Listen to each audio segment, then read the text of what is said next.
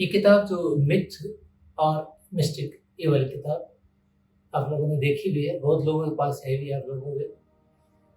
तो इस किताब के अंदर कुछ ऐसी बातें हैं जो कि पैरानॉर्मल संबंधी लगती है।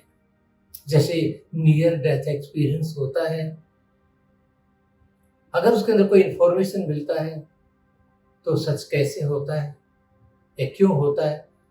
क्या कोई ऐसी चीज़ है जिसे हम ऐसे कहते हैं कि सुपीरियर पावर या एनर्जी है, जो हमें फ्यूचर के बारे में आके गाइड कर सकती है? क्या हमें कई की जनरेशन के लिए गाइड कर सकती है? या फिर कोई ऐसे सपने भी होते हैं क्या, जिसको हम साइकिक ड्रीम कहते हैं, जो कि भविष्य में होने वाली बातों को पहले ही बता दें? जीवन में बहुत बार हमें ऐसा लगता है, अब हम कहाँ फँस गए, अब क्या करें? मेरे साथ इतना बुरा क्यों हुआ? ऐसे-ऐसे बहुत सारी घटनाएँ होती हैं। क्या वो घटनाएँ हमें मदद करने के लिए होती हैं या हमारा दुर्भाग्य होता है? इस प्रकार के कुछ चैप्टर्स हैं, यानी 7 चैप्टर्स किताब के अंदर हैं। आप में से कुछ लोगों ने कहा था कि क्योंकि लास्ट चैप्टर है जो, उसके अंदर लर्निंग्स है, यानी जो जिस्ट निकला है, जो सारांश है, उसमें 40 या उससे कुछ ज़्यादा कुछ स्टेटमेंट्स हैं, जो कि किताब के सारांश के आधार पर बनाए गए हैं। उनमें से ही कुछ बातें मैं आज आपसे शेयर करूँगा, लगभग 10 बातें ही शेयर करूँगा। आप देखेंगे आपके जीवन के अंदर वो कितने सार्थक हैं या नहीं हैं। अभी मैं उनको गिनना शुरू करता हूँ। पहला है, जैसे जो हमारा नॉलेज है, हम कहते हैं बड़े नॉलेज वाले हैं हम, हमें बहुत कुछ पता है, लेकिन हकीकत ये है कि हमारा नॉलेज हमारे एक्सपीरियंस का मोहताज है। हमारा एक्सपीरियंस ही हमारे नॉलेज की एक लिमिट है। उससे बाहर की चीज़ को अगर हम समझ लें कि इतनी ही है, तो हम खूब मेंढक हुए भाई। तो हमारा जो नॉलेज है, हमें मान लेना चाहिए वो लिमिटेड है, और वो लिमिटेड भी इतना लिमिटेड है जितना हमारा अनुभव हुआ है, उससे ज़्यादा का नहीं है।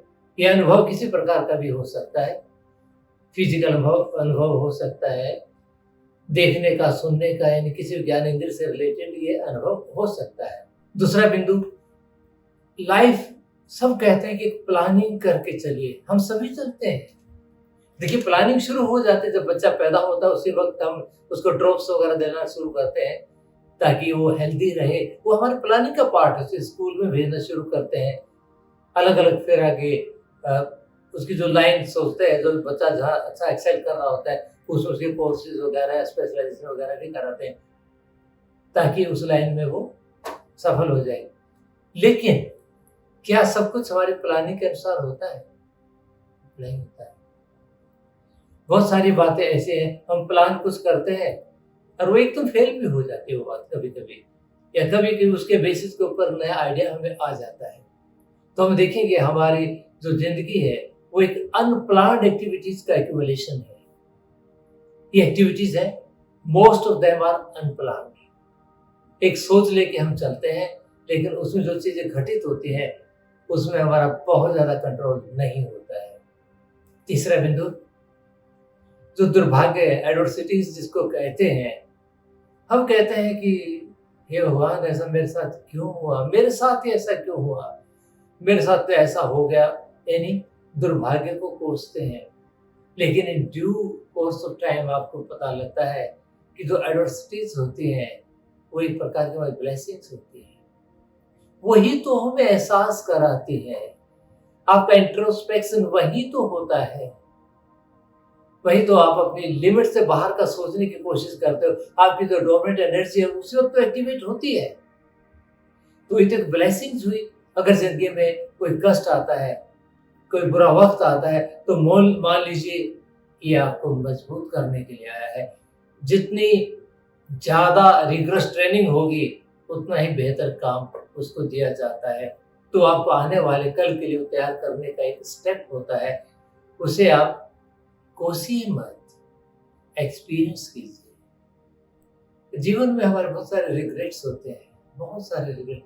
काश मैंने ये किया होता, वो हो जाता है। मैंने ये करा, कोशिश की, नहीं हुआ, ये करा। यानी there are many regrets in our life. बहुत सारे रिग्रेट्स हम लाइफ लेके जीते हैं। बहुत सारे डाउट्स लेके भी जीते रहते हैं, रिग्रेट्स लेके भी जीते रहते हैं। लेकिन जो रिग्रेट्स होते हैं वो भी, जैसे हम एडवर्सिटी को कहते हैं कि एक बड़ा ब्लेसिंग होती है, वो भी हमारे आई ओपनर्स होते हैं। वो हमें एहसास कराते हैं you are on the wrong path, अपने पाथ का एहसास कराते हैं। क्योंकि हम कई बार मन में जो विचार आता है उसी प्रकार से लाइन पर चल देते हैं कि अब इस रास्ते पे चलूंगा तो मैं सफल होऊंगा, लेकिन वो आपको जो ठोकर लगती है, आपको एहसास होता है कि ये रास्ता तो गलत था। यानी कि कोई आपको एहसास कराने की ऊर्जा इस ब्रह्मांड के अंदर है। उसे आप कुछ भी कहें, आत्मा कहें, प्रकृति कहें, परमात्मा कहें, कुछ भी कहें, लेकिन कुछ ना कुछ तो है। फेलियर जब होती है, फेलियर का मतलब हुआ आप एक चीज को कर नहीं पाए। हकीकत में फेलियर नहीं होती, तो लर्निंग का ये रूप होता है। हम सीख जाते हैं कि ये रास्ता कहाँ जाता है, यहाँ नहीं जाता तो मालूम नहीं है यहाँ नहीं जाता है, तो हमारी लर्निंग हुई। लेकिन जो फेलियर होता है वो बहुत इम्पोर्टेंट होता है, बहुत इम्पोर्टेंट होता है। अगर लाइफ में फेल जो हुआ है उसका ये सबूत है कि उसने कुछ किया है, कोशिश की है, और फेल हुआ तो कुछ कदम तो चला है वो। तो अपने फेलियर्स के लिए भी धन्यवादी हो, अपने रिग्रेट्स के लिए भी धन्यवादी हो, अपनी एडवर्सिटीज के लिए भी धन्यवादी हो। क्योंकि फेलियर का तो मतलब यही है, you are underestimating yourself, you deserve better. आप तो और ज्यादा के हकदार हैं, आप अपने आप को क्यों इतना छोटा समझते हैं। फेलियर का असल मतलब यही होता है। से अगला बिंदु, सपनों के बारे में। सपने, जैसे हम लोग कहते हैं कि ये तो हेलुसिनेशन होता है, जब हम सो रहे होते हैं उसे हम सपना कहते हैं। लेकिन उसकी जो प्रिंसिपल्स हैं अगर आप उनको देखेंगे, अगर आप ड्रीम एनालिसिस को पढ़ते हैं, समझते हैं, और ड्रीम क्यों होता है, कैसे होता है, अगर उस पर थोड़ा निगाह डालते हैं तो उसमें एक पैटर्न आपको मिलता है, उसके कुछ नियम आपको मिलते हैं। जैसे ड्रीम कभी कंटिन्यूटी में नहीं होता, अलग अलग चीजों को जोड़ के बनाया जाता है। कॉन्शियस माइंड उसका मीनिंग भी निकालता है। वो टाइम को फॉलो नहीं करता, स्पेस को फॉलो नहीं करता, उसमें इमोशंस भी आते हैं। यानी ऐसे बहुत सारी प्रिंसिपल्स हैं जो ड्रीम्स में आप नोटिस करते हैं। लेकिन मेरा कहना ये है, क्या वो प्रिंसिपल रियल लाइफ के नहीं है? ड्रीम्स के जो प्रिंसिपल है वही हमारे रियल लाइफ के प्रिंसिपल है। ड्रीम्स को हम हेलुसिनेशन कहते हैं, लेकिन उस वक्त वो रियलिटी लगती है। जैसे अब हमें ये रियलिटी लगती है, शायद सपने में इसको हम हेलुसिनेशन समझेंगे। इसी प्रकार जो भी सिद्धांत ड्रीम्स में आप देखेंगे उसे एनालाइज करके देखिएगा, जीवन के वही सिद्धांत है, उन्हीं सिद्धांत पर हमारा जीवन चलता है और चल रहा है। हमारा जो ये फिजिकल स्वरूप है, एक हम मेटाफिजिकल स्वरूप कह देते हैं, पराभौतिक जीवन कह लीजिए, इन दोनों के बीच की अगर कोई कड़ी है तो सपना है। हो सकता है सपने का अनुभव वो अनुभव होता हो जिसे हम पराभौतिक अनुभव कहते हैं, या मरने के बाद का, पैदा होने से पहले का जो हमारा अनुभव होता है, हो सकता है उसी प्रकार होता हो। लगता तो यही। उससे अगला बिंदु, फॉरगेटिंग, भूलना। लोग कहते हैं मुझे ये याद नहीं रहता, ये याद नहीं रहता, ये याद नहीं रहता। लर्निंग के लिए, मेमोराइज करने के लिए अनेकों टेक्निक्स लोग सिखाते हैं। एसोसिएशन मेथड से सिखाते हैं, कोई कुछ सीक्वेंसिंग से सिखाते हैं, कुछ उससे मेटल की क्वालिटी किस प्रकार की है, उसको किस प्रकार से पढ़ा जाए, रिदम में पढ़ा जाए, कैसे पढ़ा जाए, किस सेंस ऑर्गन से की हमारे अंदर ज्यादा एनर्जी है यानी ज्यादा फंक्शनल है, उस बेस्ड मेटेरियल को हम जल्दी सीखते हैं। यानी याद करने के तो अनेकों तरीके, लेकिन कुदरत भी भुला देती है। जो कुदरत जो करती है वो सच करती है। फॉरगेटिंग तो हमारे लिए बहुत बड़ी ब्लेसिंग है। अगर आपकी भूलने की आदत है तो बी थैंकफुल, क्योंकि वो सभी की है, हर इंसान की वो आदत है। उसके लिए दुखी होने की जरूरत नहीं है, कष्ट आने की जरूरत नहीं है। भूलते हैं क्योंकि हमें कुछ और याद करना है। अगर सारी बातें हमें याद रहे तो याद करो, डिप्रेशन वाले को सारी बातें याद नहीं होती, लेकिन जितनी भी याद आती है कितना परेशान रहता है। अगर सारी याद आ जाए तो बवंडर हो जाए, इंसान चल ना पाए। इसलिए फॉरगेटिंग हमारे लिए ज़रूरी है, पर ये भी एक प्रकार का वरदान है हमें कि हम भूल जाते हैं। जो काम की चीज़ें होती हैं वो याद नहीं हो जाती हैं, जो ज़रूरत पड़ती है, क्योंकि हमारे पास एक ऐसा भंडार है वो छुपी रहती है। अगला बिंदु है, हम कहते हैं लोग हमें परेशान करते हैं, कुछ लोग हमें मदद करते हैं, कुछ लोग हमारा बुरा करते हैं, कुछ भला करते हैं। लेकिन एंड ऑफ द डे आप पाएँगे कोई आपको बुरा नहीं करता, सब आपकी मदद कर रहे होते हैं। सभी तो मदद करते हैं, पीपल ऑलवेज हेल्प यू। अगर वो आपको बुरा कर रहे हैं तो भी आपकी मदद की जा रही है। आपको बहुत सारी चीजें जो सीखने को मिलती है जब आपको कोई बुरा करता है, सो कॉल्ड बुरा जिसे हम कहते हैं। तो अगर कोई आपको धोखा दे रहा है तो भी आपको कुछ सिखा रहा है, जिसे आप धोखा कहते हैं। वो भी एक लर्निंग का एक चैप्टर है, वो हमारी एक सीख है। तो हम याद रखें, किसी के प्रति कोई गर्ज ना रखें, बल्कि ये याद रखें कि इसने मेरा भला करा है, उसके लिए ग्रेटिट्यूड को एक्सप्रेस करें। अपने अंदर कुछ रखने की जरूरत नहीं है, अनकंडीशनल सबको माफ कर दिया जाता है। तो लोग कभी बुरा नहीं करते, आपको काम करने से रोकता है। आप पाएंगे कि वो काम आपके लिए बनाया नहीं था, अल्टीमेटली उसे बेहतर आपके लिए बना था। तो पीपल ऑलवेज हेल्प यू।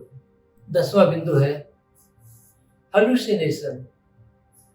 हम तो साइकोलॉजी में कह देते हैं ना, हेलुसिनेशन आदमी के मन की कृति है, मन ने बना दिया है, जो हकीकत में नहीं, लेकिन उसको वो हकीकत लगती है।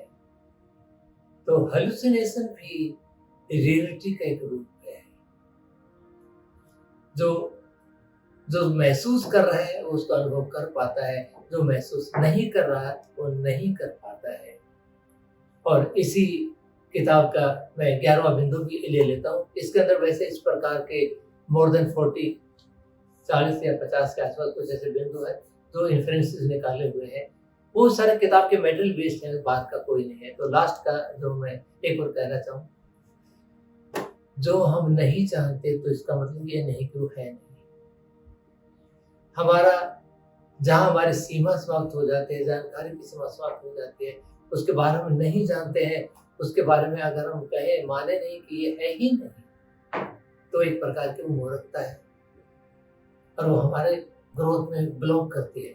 तो इस प्रकार इस किताब के अंदर पर्सनल अनुभव दिए गए हैं, अनुभव पूरे डिटेल में दिए गए हैं, एक्चुअल नाम दे के दिए गए हैं, जगह का भी, व्यक्ति का भी, उनके साथ क्या क्या घटा, क्योंकि ये सिर्फ हमारे परिवार का, मेनली मेरा और हमारे पिताजी हुए, जो हमारे घर के मेंबर है, मेरी मिसेज हुई, दादा हुए, इस प्रकार कुछ लोगों के कुछ अनुभव हैं, कुछ ही अनुभव हैं।